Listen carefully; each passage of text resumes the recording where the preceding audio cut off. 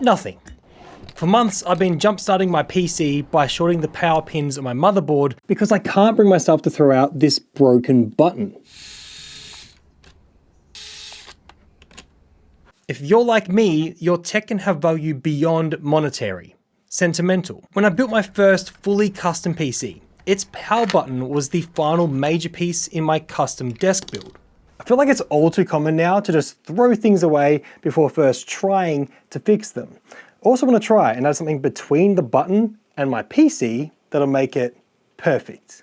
But I need to keep it simple. See, when I worked in IT, there was a server admin that I always scared. Unintentionally, like he sat in the corner of a room with headphones on, so he didn't know when someone was approaching. To solve this, I suggested leaving his webcam feed on his screen, but he didn't like the idea of losing screen real estate. So I kept thinking. All right, mate, stage one should be simple. Repair. Can I restore the original functionality? But that doesn't solve all my problems because at the moment it sucks if I want to move my PC, as the power cable threads through the frame up behind the motherboard and into the I/O header. And so I would love a way to just unplug it from the back of my PC like every other cable. And so I really want to restore and remove pain points. Beyond that, there is a nice to have feature that I haven't tried wiring up before, the cherry on top. And if I was to cross the line into unnecessary territory, then a wireless transmission system, so I never have to unplug the button, would be found there.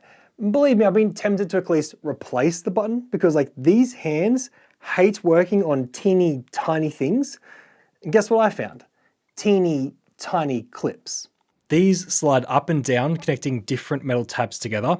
It seems that when the button is pressed down, the middle and bottom tab are connected. And this is confirmed with a continuity test with my multimeter. My guess is that over the year or so pressing this button, the little tabs have separated. So if I bend them together tighter, then it should be good. Where'd that go? Mate, I spent so much time trying to find these little things. Yes. I did it. That's so small for something that I usually work on. Oh, I haven't put the spring in. That thing's gonna go probably rocketing. And with that great foreshadowing, let's begin the next stage. The second problem to solve is to add the plug at the back of my PC. Now, I've been working on the Workbench PC upgrades, but the weather has been insane right now, and there's no proper aircon in this room. I'm sweating in the studio. And so I pivoted to this project to get out of this room as I realized the CNC I've been using has the solution I'm after. An external button that's connected to a cable that plugs in at the back of the machine. And I was like, I like this plug, but what is it? Turns out it's a GX aviation connector. Comes in a bunch of power rating sizes and pin amounts used in robotics and communication devices. That's what the electronics store had it listed under. So with a burnt ass from my car seat, I returned to the shops with what will hopefully be the solution I'm after, a bunch of plugs. But what about my workmate's problem? Well, a couple weekends after realizing that the webcam feed was a no-go, I was helping to install a reverse car camera. And it hit me. What if we just set up a camera feed? We could put the camera over his shoulder and have a screen mounted next to his monitor. But we both agreed that the cost is quite excessive for the solution required. We needed something similar, but cheaper. Whilst I'm blessed to have the machines I have, if I didn't, I'd have the parts made for me. Today's sponsor PCBWay can laser cut from not only clear acrylic, but also metal and carbon fiber sheets, with an instant quote to help budget your build. On top of a custom PCB, there's 3D printing, including from metal, as well as a range of other advanced manufacturing services. As always, big thank you to PCBWay for sponsoring today's video. Now, where were we? Oh yeah, it's time for the spring. Where'd the spring go? Where'd the trajectory go? Hi, can you help find a spring, please? I foolishly tried to compress the spring with the tweezers before I installed it. Thankfully, my electric duster blew it from where it landed onto the floor. Oh, I stepped on it. I spent over an hour looking for this spring. So at this stage, my heart was racing. I think it's holding. Stay there. I don't know if there's a better way to do this, but I had to try and hold the now spring-loaded stem down whilst clipping the top back on. It felt like a jack-in-the-box.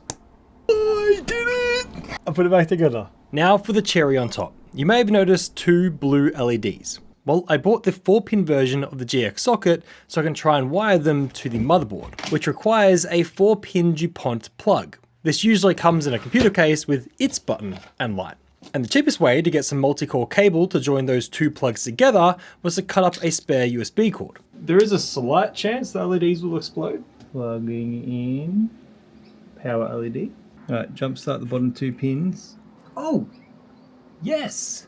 Well, that's pretty bloody successful if you ask me. So hopefully this will turn it on and light up blue lights. Oh no. Why did it not turn on? The engine start button only has 3 wires, whereas the PC motherboard has 4. I thought they shared a ground, but instead I needed to merge the power pins. I'll often laugh when I see a company throwing tech at a problem where it's not needed. And I noticed this was me with the webcam and the reverse car camera screen because yes, a mirror.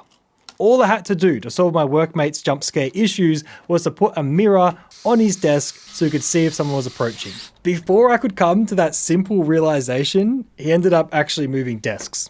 But I remind myself of this story, that I can overcomplicate something very simple. I'm constantly battling with basic ideas. Like what I make on YouTube can't always be bigger and better than the last. That's just not possible. Sometimes it's the small things that bring the biggest joy.